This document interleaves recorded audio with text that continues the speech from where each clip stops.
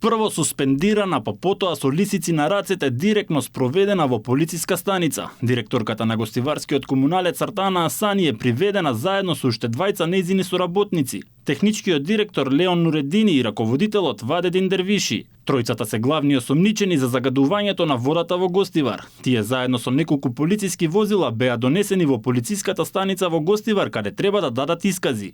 Надлежните засега не соопштуваат детали од акцијата, но се очекува во текот на денот приведените да бидат изведени пред јавен обвинител.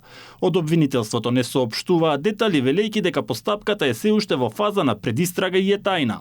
Јавното обвинителство и натаму преземе истражни действија за прибирање докази. Сите прибрани докази до овој момент, како и доказите кои допрва се очекува да бидат доставени, се анализираат за да се утврди состојбата од која ќе произлезе правна квалификација на евентуално сторено кривично дело и идентификација на сторителите. Постапката се уште е во фаза на предистрага, која е тајна. Веднаш по утврдување на сите околности и донесување на соодветна јавно обвинителска одлука, јавноста ќе биде запознаена. Како што е познато откако изби скандалот и веќе постоеја сомнежи дека над 1000 гостиварци биле затруени, Асани се правдаше дека причината не била водата, туку тоа можело да биде храната или нешто трето.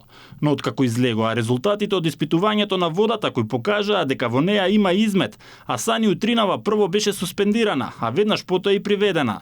Неофицијално ќе ја товарат за кривичното дело загадување на водата и тешки дела против животната средина и природата. За ова дело предвидени се и затворски казни за загадувањето.